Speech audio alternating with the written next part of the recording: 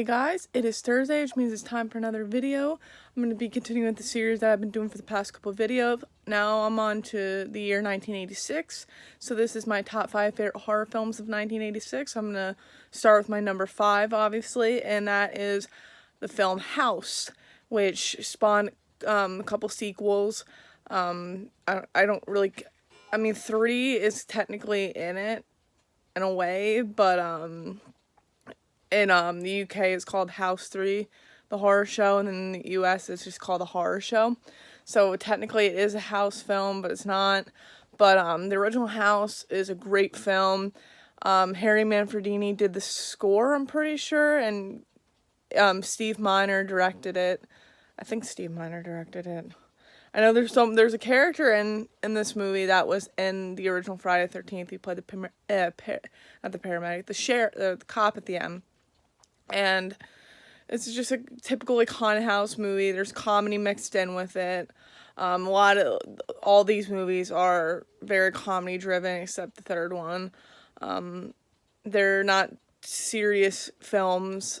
They're very funny, but scary at times too. And this is just a fun film. I absolutely love it. And yeah, that's my number 5. That's all I'm going to say about it. Alright, my number 4 is one that's probably going to piss some people off, but like I always say, opinions are like assholes. Everyone has one.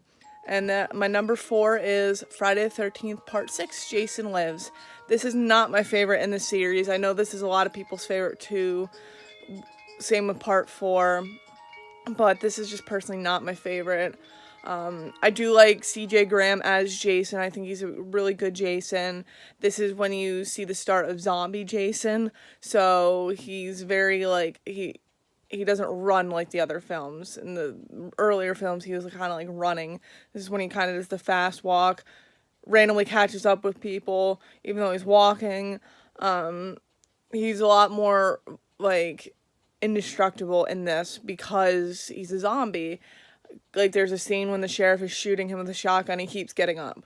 And he does things that he hasn't done before in any movie, like bending a body in half, smashing a girl's face in an RV.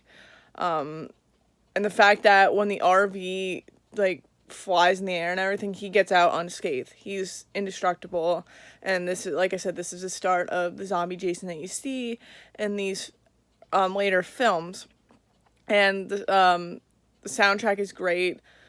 Pretty much all Alice Cooper. He's back. The Man Behind the Mask, Teenage Frankenstein. Great songs. Like I play those like regularly. So, but yeah, that's my number 4. Friday the 13th Part 6. Jason Lives. Now my number 3, my number 2 are kind of similar in a way. They both center around the same holiday. And my number 3 is April Fool's Day, and some may consider this a slasher, some may not consider it a slasher because of the twist ending, but it is a slasher. It's just people playing pranks and people dying. That's really all that this is. You're probably wondering why this is my number 3. I just really like this film.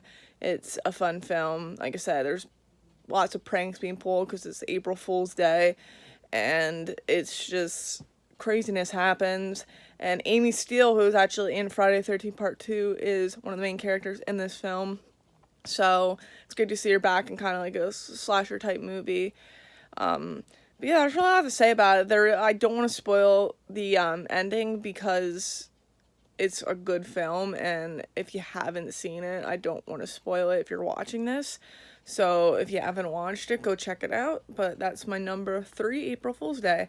Now, my number 2 is, like I said, is still one that's considered, or that's centered around April Fool's Day, and that is the movie Slaughter High, which supposedly I heard they wanted to call it April Fool's Day, but obviously April Fool's Day was already a title for a movie. It came out the same year, so that didn't happen. But this I like slightly better than April Fool's Day. It's not made as well as April Fool's Day, but it's still, the kills are better in this. There's a kill where a guy's drinking a beer and it actually has acid in it, and his stomach explodes.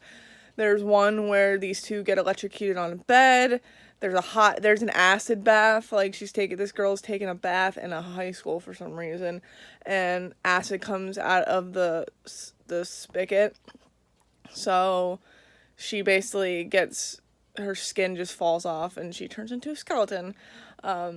This actually has a Harry Manfredini score in it, and it's funny because there's a scene where there's like a jump scare, and there's a guy wearing a hockey mask, and you hear like a snippet from a Friday the 13th film, which is cool because, like I said, Harry Manfredini, he did the score for like the earlier Friday the 13th films, so it's kind of cool seeing something like that.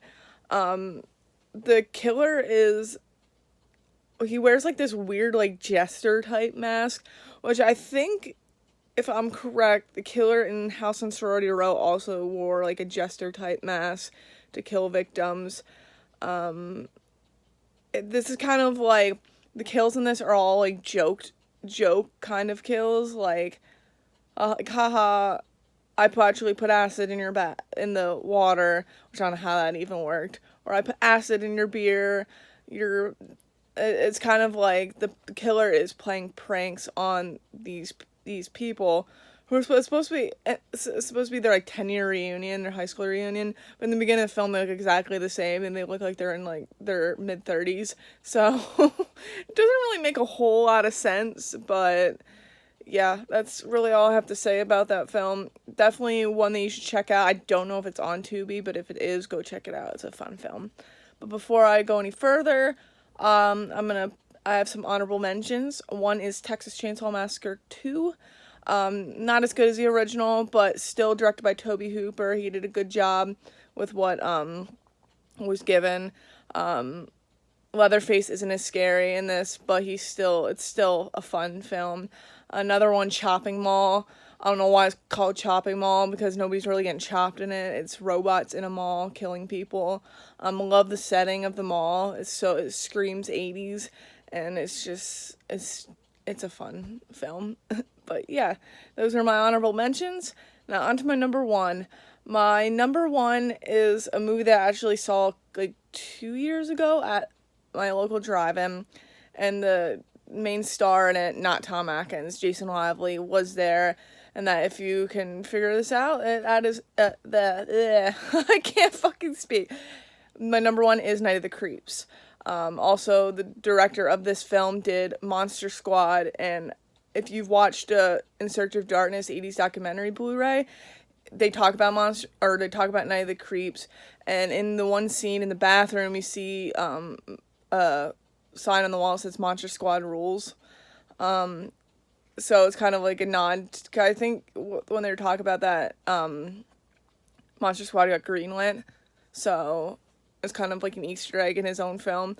The beginning of it feels like a invasion type movie, because it takes place in the 50s and there's aliens, but then you fast forward to the 80s, 1986, and then it's sort of like a zombie film, and these people are getting infected by like these things, they look like leeches almost, and they kill, and then their head explodes, and then more of these leeches come. So it's like they're feeding off these brains.